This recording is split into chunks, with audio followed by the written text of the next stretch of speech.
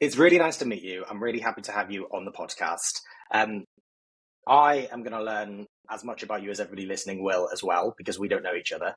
So I'm really excited to have a chat with you. Could we start by you introducing yourself? Give us a little bit of an intro to who you are, where you're from, and what you do. Yeah, so I'm Ella. I am a content creator and illustrator from Newcastle in England. I illustrate, I also make videos talking about being an autistic person, talking about being a trans person, and I sort of use that to influence my artwork. I make funny sketches and also make informative content, I think, that sort of is shareable and has statements in it to, I guess, make an impact and spread awareness around the things that are part of my identity. I found your content super easy to digest. It was almost like I didn't know I was learning until it was Yeah. over. And then I was like, oh, okay, that was Yeah. cool. It's so quick as well. I feel like your content, I mean, on the platforms that I've seen you on, mainly LinkedIn and TikTok, is super bite-sized, very easy to kind of digest quickly. Yeah, and I think it's because that's the kind of content that I can digest easy. So I think it's just been a natural process of me turning that into content myself. I struggle with, working on a project for too long. So I tend to just pick up my phone and speak, and whatever comes out, I post. Obviously going through it and making sure that everything is accurate as possible. But, I try not to put too much pressure on it because people can tell, like they really can tell if you've put too much into it without it actually being authentic. And that's the kind of content that flops. Yeah. It doesn't do well. When did you realize that? So the type of content that you're producing, it seems that it's super educational. It's very inspiring, but there's also this kind of thread of advocacy through it as well. Is that something that you felt like you didn't have or you weren't seeing that you wanted to put out into the world? Yeah, I mean, the reason I started was because I was seeing a lot of things online around certain topics, but I didn't feel like people were talking about it enough. So like the first couple of videos that I made were about a terrible film that had come out about the autistic community, but nobody had watched it. They were just talking about the trailer. Okay. So for me, I was like, I'm going to watch this so that nobody else has to.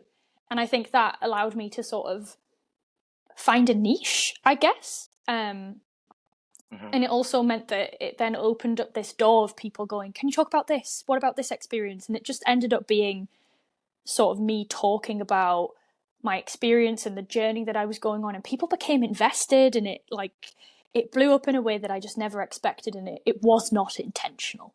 It was never a goal of mine. But it came very naturally, I think. And yeah, it's still going.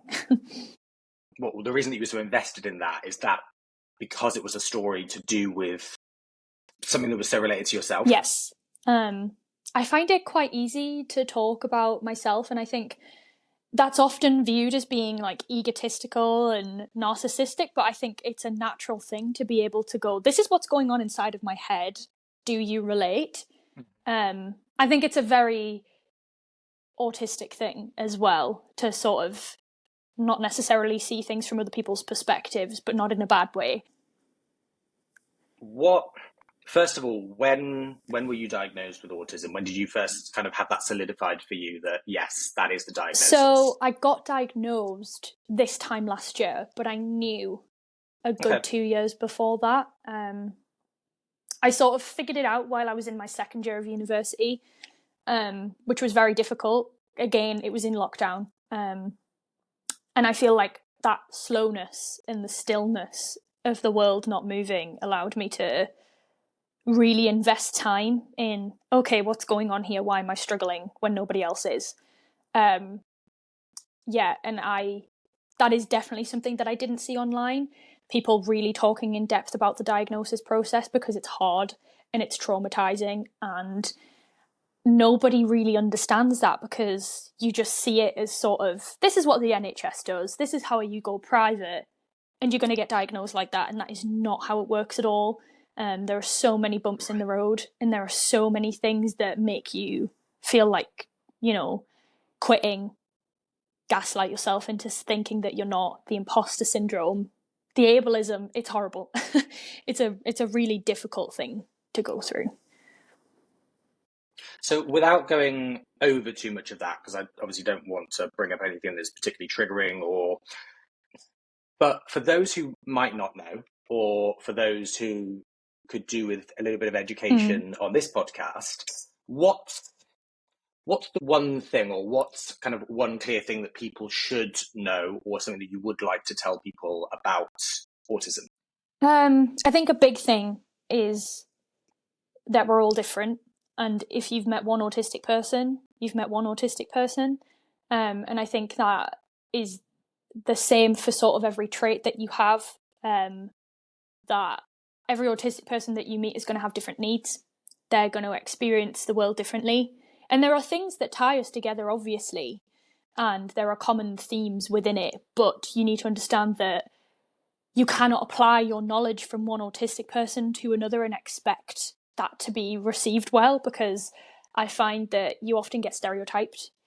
You are often told what you can and can't do because of that label, which is completely, silly, because just like anything, every human is different. Every human has different capabilities, things that they're going to struggle with. And I think if people understood that more and had more empathy for that, the world would be a lot easier for us. And it is a disability as well. I think people need to understand that too, is that inherently it is a disability, and there are things that I do think I wouldn't be able to do if I didn't have an autistic brain, but I am a disabled person, and that's not a bad word. And I think that needs to be understood more, because I hate the phrase autism is a superpower, because it's not. There are definitely things that are great about it, but I am a disabled person, and it's disabling for me to be autistic.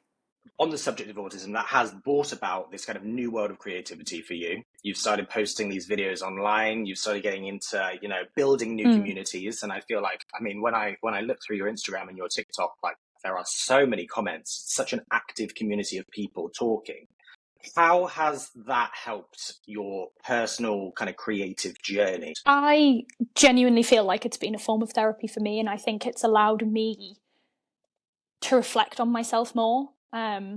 I think there's something about picking up my phone and sort of unloading all of these thoughts that I've been having and unpacking, and posting it and having people go, yeah, I understand that, and then adding on to that, and then saying, what about this? Oh, well, I feel like it impacts me in that way. And it's allowed me to go, oh, okay, yeah, and then I'll make another video on that, and then it'll happen again. And it's just this thing that spirals, where it's sort of just an endless conversation of me discovering something, and therefore somebody else discovers something, and then they help me with that. And I don't think I'd be at the point of my self-understanding if I hadn't done it, if I didn't do what I was doing. And for that, I'm so grateful. Like, it's really, really been a form of therapy, 100%. This is something that's come up in nearly every conversation that I've had now. So the whole purpose of me beginning this podcast was because I found and felt a real sense of self-identity in creativity. I felt like I need it. I felt like I don't exist fully without it. And I feel like everybody has that form of journey somehow, somewhere. It either lives within them innately, or it's something that comes to them and helps them self-actualize and self-realize and become a better. Definitely. And it's the kind of thing where I don't want to become too dependent on it, because I just have this fear that it's going to disappear one day and like the internet is going to be gone. But while it's here, I am thriving off it, and now it's my job, which is like a wild thing to say. So not only do I feel like it's been a form of therapy, it also pays my bills, which I'm never going to complain about, That's such an amazing thing to happen in such a short space of time as well, right? Yeah, it's still developing. It's still a very rocky employment, I guess. But yeah, it's within 6 months I was monetizing my content, which is just wild. And it's slowly becoming bigger and bigger, and I'm understanding my value and stuff. But it's also just so new. It really is a new way for people to work. And as much as YouTube and YouTubers have been around for a while, that's still, in the grand scheme of things, a very short time for it to be a job role, And I feel like I learn something new every day about it. And again, that's why it's been so important that I've made so many friends who are in the same realm, because we support each other, and it's great. And do you find it that, not do you find it easy to make friends through that way, but do you find that you're able to make connections and friendships through that just through being open to those conversations? Is it really about just fully embracing what you're trying to achieve with that, if you're Asian? Yeah, I guess so. I think it's been easy to find very like-minded people, which I think is like really healthy and necessary, especially when you're going into your 20s and sort of developing into an adult. It's definitely been important. And one of the things that I've been trying to do more is really allowing myself to have a network of people, because it's so easy to just say no and not reply. And I still struggle with that. But I think it's because I know that it's been helpful for me. I'm trying to allow myself to do it more. And everybody's amazing. Everybody within the community is just like the disabled community in that online space is incredible. Like any events that I've been to, any sort of people that I've met, it's just been amazing, and I've had the best time. Also, I feel like your creativity has helped to unlock those connections as well, because if you hadn't embraced that, those connections wouldn't be happening at this point in time. Absolutely. And I think I found that I'm trying to not put that in a specific box and like sort of label it too much, because every time I find a new outlet, I create a new community, and then I find new people, you know, whether it's like I'm illustrating a lot more and posting my content a lot more. Whereas I wasn't really doing that, say 3-4 months ago, and I found that has now brought in new people. So, you know, the next thing that I come up with, that's going to find a new group of people and a new outlet. And yeah, I think it's absolutely integral to me and what I do. I'm glad you brought up the illustration, actually, because that was one thing that I noticed outside of the content that I kind of saw from you originally. Like I entered through this more educational, supportive content. I then found the illustrative content. I then saw the book that you've illustrated. That's just come out? Yes, it came out about a month ago. And that book is called The Autistic Guide to Adventure, which is fully illustrated by you. Yeah, all of the illustrations that are inside are mine, yes. Tell us a little bit about that project, how that came about, what the book's about. Yeah, so I got contacted about that book late 2021, and Ali, the author, just contacted me and said, hey, I'm writing a book for people to do adventurous things as an autistic person, and I want some illustration content. And I just said yes. There was no questions. There was no send me some more details. I just said yes. And it was actually the first professional project that I'd ever worked on as an illustrator. And it's been amazing. Like, I feel so privileged that first professional piece of work is on something that really, really relates to me. And it's not just something where somebody's told me what they want and I'm drawing it and bringing it to life. It's something that actually I'm bringing to life parts of me, you know, that are so amazing, because there's like adventurous things in there that I did as a child, and so many people have said, I wish I had this as a kid, or I really wish I'd had this while I was parenting my child, and things like that. And it's been so needed, and it's one of a kind. There is nothing else on the market that is like that, which is pretty cool. Like, such an amazing book. I mean, it seems like there's so much in there that will help young autistic people as well. And I feel like the illustrations really help to bring to life the adventures that they can go on and the things that they can do. Absolutely. And it covers so much. Things that I think non-autistic people would not assume would be helpful. You know, it goes through the sensory expectations, what the cost is, what you can expect, answering, you know, frequently asked questions or things that you might not know that you need support for. And I think having illustrations just provides that visual aspect, because sometimes I can struggle to understand something unless I can see it. So not only does it bring it to life, it also helps. It's also something that makes things more accessible, is having a drawing, which has been really fun to see it come to life and on shelves and actually in print. Where can people purchase the book? So it's at most big retailers online: Waterstones, WH Smith, Amazon, and I'm pretty sure Amazon does worldwide shipping, which is the best place to go if you're looking for it internationally. Or you touched on a second ago your collective, and the collective is called the Canny Queer Collective, Newcastle based, where you're based. Did you start the collective? Yes. So I messaged a group chat that I was in with a lot of queer people in the area at the end of 2021, and I was like, would anybody want to get involved in doing something like this? Because I was lonely and there was nothing, and I felt like, what am I going to do? I'm not going to make any friends. I'm just going to do it myself. And we had an initial meeting at the beginning of last year, and now it's a group of me and my friends, and we run sort of a little bit of everything. There is no clear path of what it is. We do coffee mornings, we do trips to local markets, sometimes we do big music events. It's sort of a little bit of everything, and it's mainly to cater for people who don't like drinking or don't want to do nighttime events, because so much of queer culture is focused around alcohol and nightlife, and quite a lot of people don't feel safe doing that, or they don't drink. So that's what that was mainly for, and it's just grown and grown, and it's really a lovely space, like really lovely.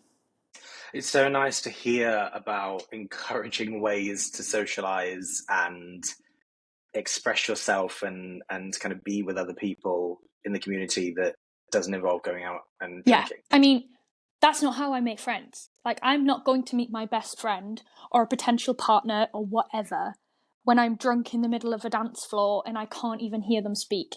You know, that's just not, like, that doesn't feel healthy or safe to me. Whereas a coffee meeting, you end up meeting so many different people who are already a friendship group, or people are coming on their own, and you just end up chatting to people, and it's a really lovely space. And not only do I feel like we're providing that for people, I also think it's helped me meet like-minded people, which is always great again. And is that something where you kind of inject your creativity into that collective as well? Yeah, I think so. I mean, we've got a illustration workshop coming up in collaboration with Unmasked, which is Ellie Middleton's community, which is something that I'll be running, which is exciting. And I think it's also because we don't have a set plan of where we want to take it, we're always looking for fresh and new ideas, and it's always exciting to be like, oh, this is new. This is something we've not done before. Let's see how it goes. We do open mic nights as well, which is the talent in Newcastle in the queer community is just unbelievable. Like, somebody new comes every time, and it's just unreal. I'm really interested to know, do you remember a first time that you kind of really needed creativity in your life, or when you first realized that it was important to you? Yeah. I think I remember one of the things that sparked it for me was I won this art competition when I was 6, and I was not. I was a creative child, but it wasn't my only outlet. And I won this competition when I was 6. It was this national competition where you designed a Christmas card in school, and I didn't know it was a competition when I drew it. And I won, I think it was the 5 to 8 category, and I was on the news. They made this big like light out of it on Durham Marketplace and put it up in the marketplace. And I just remember it was the first time I felt seen. It was the first time where I'd gone, oh wow, I'm a person, I can be perceived, people see me, and it wasn't for something negative like getting told off or something in school. And I really, really enjoyed that feeling. And I think it was the first time that I'd had any kind of like affirmation that I could actually draw, even though I was only 6.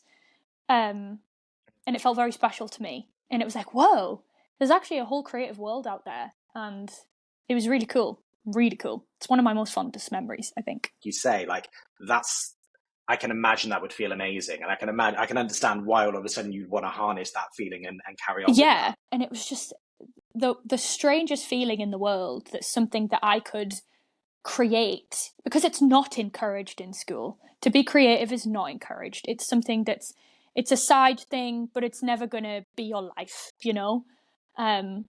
So I think it was one of the first times where I realized, oh, this is actually a bigger world than just, some pens and pencils on a desk and you do it when you're bored. And it definitely got stomped on a lot more as I moved through secondary school. But the notion that creativity is the execution of being creative, it's the drawing, it's the final act, is the misconception, right? This thing that it's like, oh, well, that's just frivolous fun for you to do in your spare time. It's totally misunderstood that the creativity of thought, and that's something I see in your content and talking to you a lot, is it's not just creativity in the sense of your illustration or kind of bringing things to life. It's a creative mind and how that can help you to thrive and how that can help you to problem solve or look at things from a different perspective. And I don't think you'd be able to do that if you hadn't embraced your creativity. Exactly. I do think that people get stuck on the whole, it means that you can paint, which is just not it at all. It's, being able to think outside the box, coming up with new ideas. And that's the kind of thing, it's strange because employers encourage that because they need people to come up with new ideas, but that is a creative mind. You might not be artistic, but you're creative. And I think, every invention had to come from a creative mind. If we encouraged it more, even if it was just being able to think a little bit differently, people would be happier. It's difficult because being able to, just embrace your creativity allows you to go on different paths and come up with different mediums of expression and employment. And, I think it's very sad. I think it is. And it's like, to me, it's almost like and understand science, but the arts as a vocation, as a way to kind of better understand humanity is something completely untapped and something not completely untapped, but underutilized. Yeah. And something that if we lent into more or allowed students, individuals to explore themselves through that, I just think I honestly think it would solve nearly all of our problems. During the first lockdown, the things that people were encouraging when you were stuck at home was read, paint, pick up a new hobby. Yeah. Oh, this theatre is releasing at-home versions of this play. And it's, the first thing that people are encouraging is the arts. They're encouraging you to do this for your mental health. I look at my younger self and I feel so sorry for them because I was confused. I was, I had no idea where I was going in life because the way that my brain worked was not being lifted up. It was being pushed down. And had I not found this online space, I don't know where I'd be because I was just forced into boxes that didn't work for me. And I'd probably be really unhealthy mentally if I hadn't had this outlet. And I probably would have been saved a lot of hard times had I been encouraged into these outlets already as a child. I think it's the social stigma that's attached to it as well, right? We try to over-intellectualize everything, like talking about the academia. It's so funny, the first thing you point out is read more.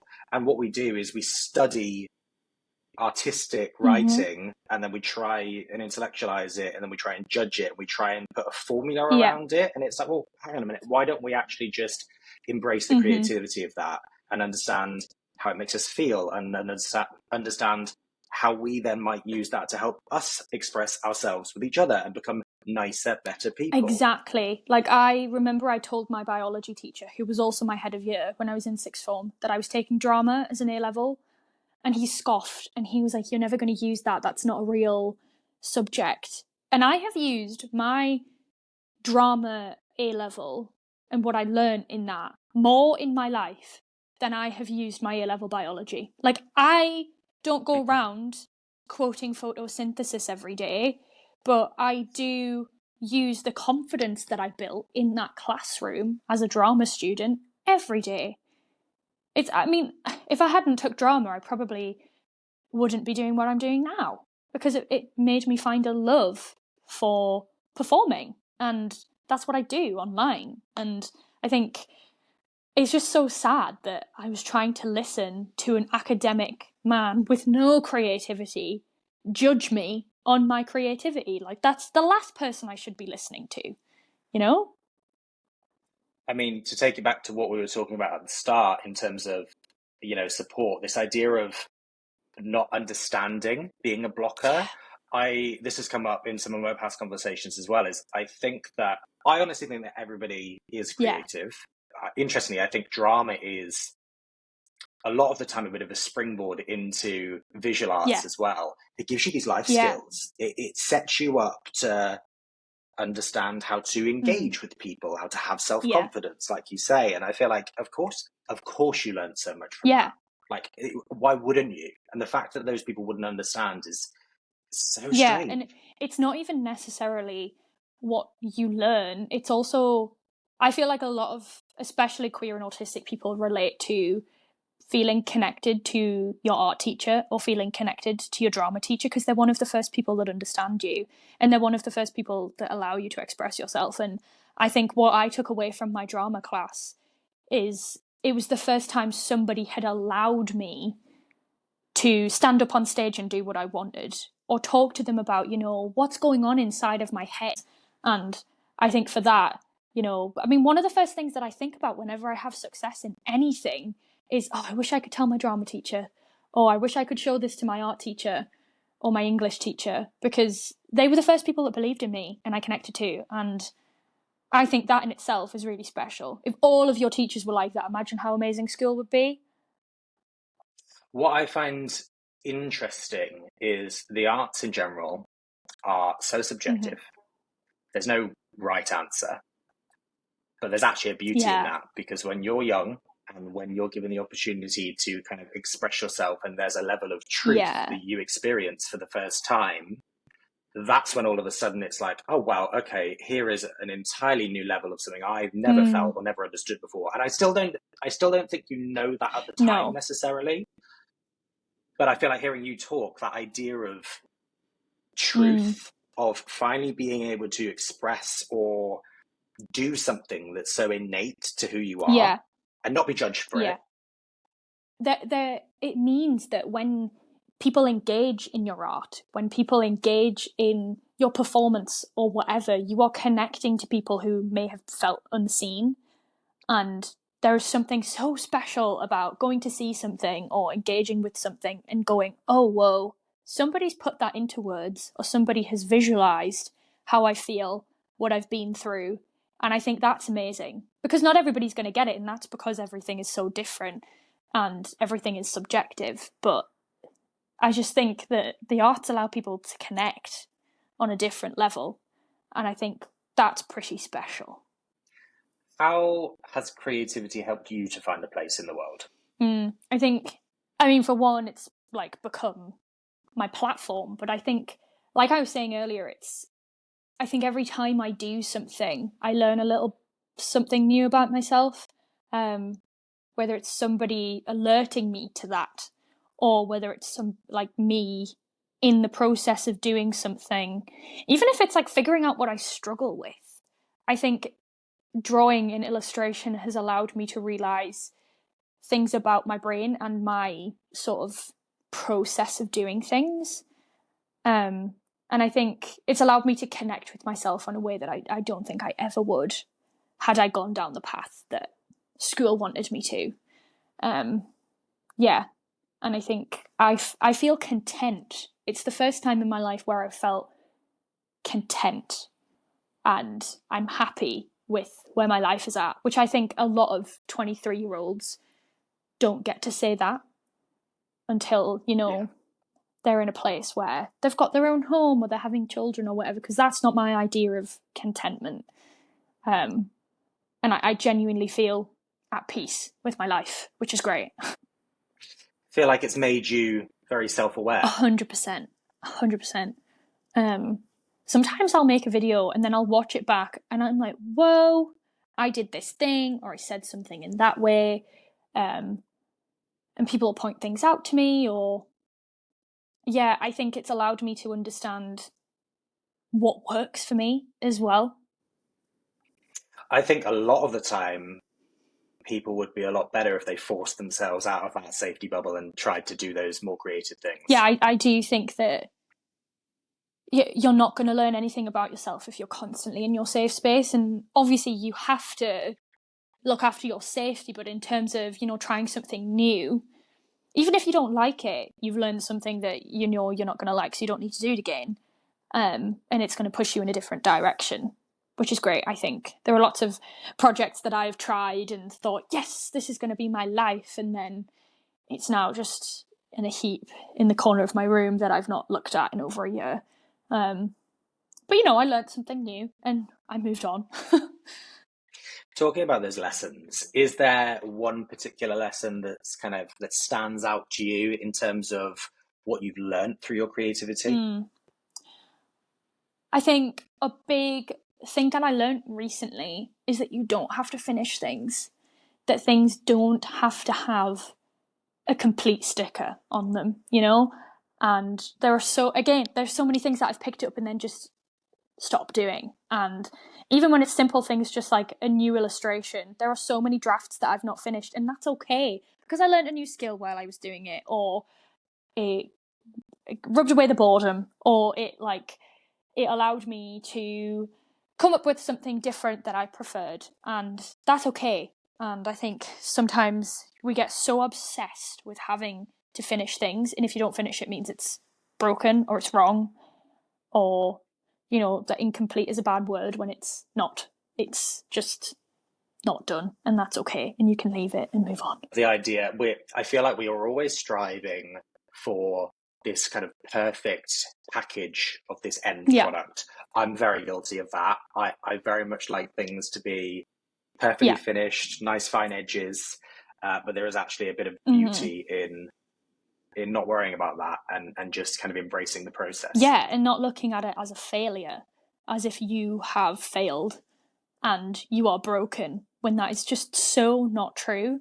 There are plenty of things that need drafts and plenty of things that need sort of a rough copy before anything is finished, and just look at them like that and don't beat yourself up because you didn't finish it. That idea of like time and enjoying the time spent rather than wishing the time away is something that I think creativity can help with a lot as well. I think if you embrace that, and we do creative things because we love them, so we should enjoy doing them. Yeah, 100%. And I think that's a hard lesson to learn as well, because I think that you can get caught up in doing things that you don't enjoy because you think you should be doing them, and that can be difficult. And sometimes it can hit you like a ton of bricks all at once, of like, oh, okay, I actually don't enjoy this anymore. There are lots of things that projects that I started online that I don't do anymore. People loved them, but they exhausted me. And I think that is the most important thing, is that it wasn't healthy for me. And just because other people enjoyed it doesn't mean that I had to do that for them. It's my platform. I can do what I want with it. And it needs to be a safe space for me too. Because I think a lot of the time people are like, oh, you're so safe and this is a safe space, but I want it to be safe for me as well. And it's not going to be if I don't look after myself in that way. I think it's really good to have those boundaries, but also that self-awareness to be like, no, actually, let's turn it back around onto me now. Let's not worry about obviously everything around, especially with your platforms, everything around the platforms that you use for your content. It's about engaging with people, but you can quite often overlook yourself as the creator as well. Yeah, and I think when I first started, I definitely did that, because I saw, my followers shoot up, my engagement shoot up, and I was overworking myself to produce that, and it's absolutely slowed down now, but that's not a bad thing. It's because I've slowed down, because I'm not overworking myself. It feels like you've got a very safe space that you've created for yourself outside of for everyone else as well now. Has that been something that you've always been aware of, or has that been something that you've had to work on? I think I've always been aware of it because I've always felt very lucky, especially when I'm looking at other creators constantly talking about the abuse that they're facing, or sort of always seeing horrible comments and people moving over to their platforms. I feel like I've escaped it a little bit, and I do feel very lucky in that sense. There's definitely been some horrible things, but I feel like I have a lovely platform of people who regularly engage in the things that I do, which is lovely, especially now that I've got physical spaces like the collective and things like that. Yeah. It's really been great, and I think those things have ended up coming out of that, which I love. I really love, and I hope that it's sort of a legacy that I leave in Newcastle. Your content quite clearly has had an impact, or has been a way for you to express how you deal with, cope with, express yourself and your autism. I'm really interested to know, has your creativity ever been used as a way for you to explore or express your queerness as well? Yeah, I think so. Probably in ways that I don't really understand quite yet. I think I like to sort of turn my experiences into relatable content. I think one of my most popular series is audition tapes about my mum. So like, this is an audition tape for the role of my mum when I came out to her, and sort of like mimicking her and mocking her in a funny way, in a dramatic way. And I think it might sound dramatic, but sometimes making those videos allows me to assess the situation that actually happened and go, oh, okay, I'm actually, I actually had a very healthy conversation with my mom when coming out and things like that. And yeah, I think it allows other people to see quite heavy situations as something very light, which I think we need, especially in the queer community, because there's so much heaviness. And sometimes you need something that's a little bit lighter to feel safe and like you're not constantly under attack. I would agree. I feel like there's a lot of direction in the news which is negative. Yeah. I think there's a lot of there's just a lot of animosity internally within the community that I think we need to stamp out. And I think creativity is a way for us to kind of help do that. Absolutely. Like, I think people reach for those outlets when bad things are happening, to remind them that it's not all bad, because you can get so caught up in, look at all of these anti-trans legislations happening at the moment, look at what's happening to the trans community. Whilst it's so important that we listen to that and we engage in that, we also need to take a step back. And I think a part of that is engaging in the community in this inspiring way, because there are so many people making amazing content in the queer community and making light of situations, and yeah, it's definitely needed. If you had to try and sum up how creativity makes you feel, could you? No, I don't think I could. I'm not sure I could, because I think I have so many different creative outlets. I love to perform. I love to draw. I guess it's a sort of freedom, because there are no rules, and I think that's amazing. And I think it's a little bit of an extension of my brain in an outside space, which is also amazing. Yeah, I think it's something to do with freedom. I think it's like being able to do what you want and hopefully not have people tell you that it's wrong. I like that. I also like that it's still ambiguous, and that it can mean something different to you on different days as well. Yeah.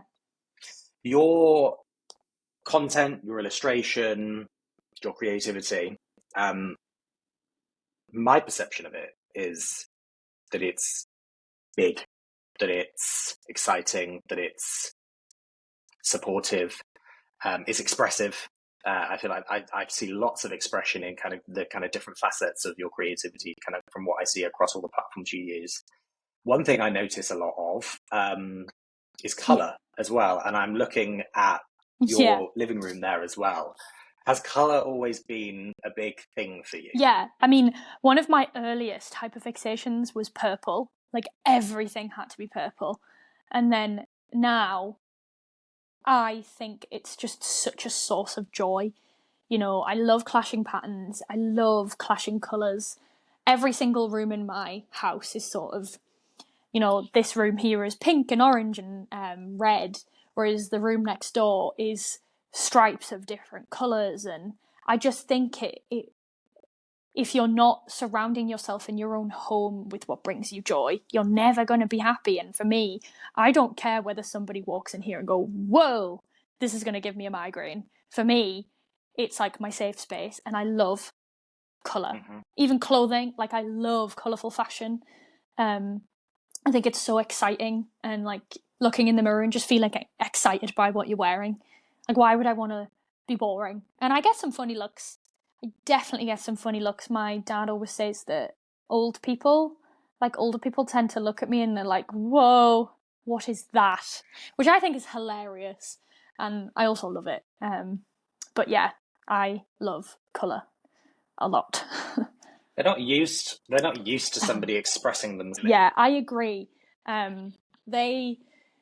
It's either old people or children, and I love it because I think that children are maybe looking at me and going, I can do that, like that's allowed. And I think that's important, like massively important. Because I used to be so scared of leaving the house in certain outfits that I had when I was younger, because I was like, people are staring at me when they weren't. And yeah, I wish I'd had that affirmation as a child, that like fashion is a statement and it's great.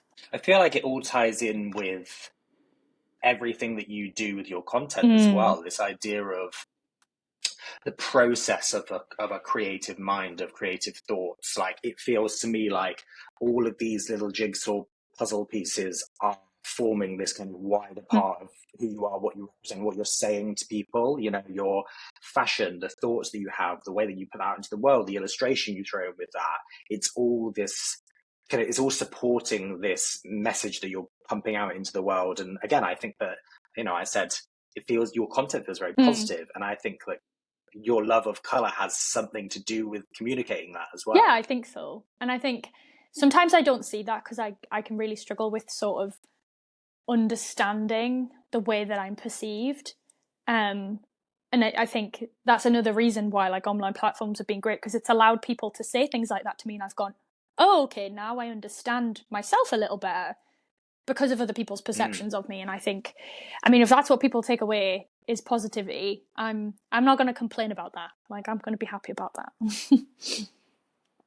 I would absolutely. I also wouldn't worry too much about what people think of you. I don't. Like, from a young age, my teachers would say to me, wow, you're very careless about the way that people think of you, or, you know, you've got such a confidence, because I don't care. Like, unless I've done something horrible, which I hope I never have, I do not care what people think of me. Like, I really do not care if somebody thinks I'm too much, because to a lot of people I'm not. And that's enough for me, you know? What do you think it is about how you think that helps you to be able to live life that way? I don't know, you know.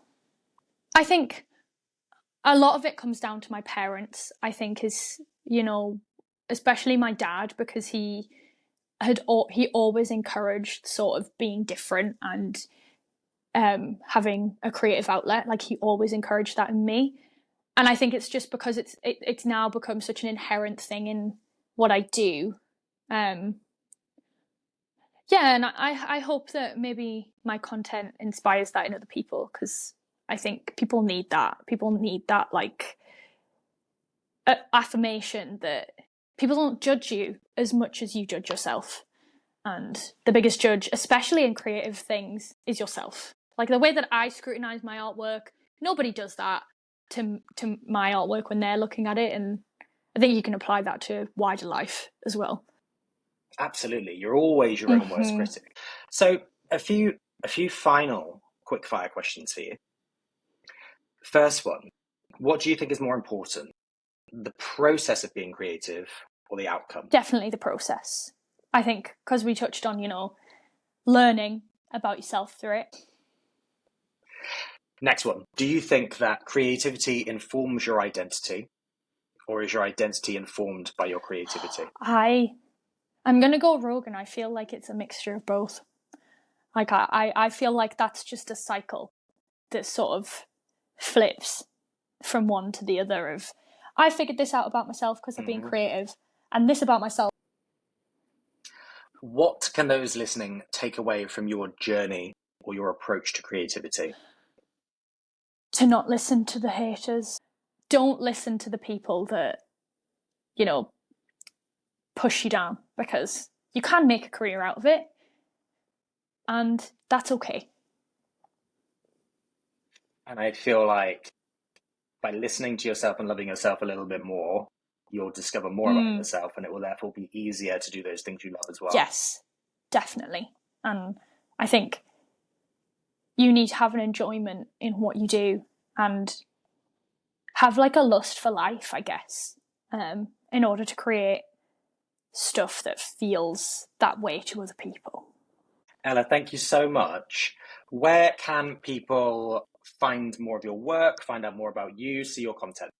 So I am _Ella Willis on Instagram, which is where I post a lot of, advocacy and more intimate things, I guess. And you can find me on LinkedIn, where I post a lot of important information. And my Etsy, where you can buy my artwork, is also linked in all of those socials. And I have a TikTok as well, but that's mainly silly. And the book is out now, and you can find it in all good retailers.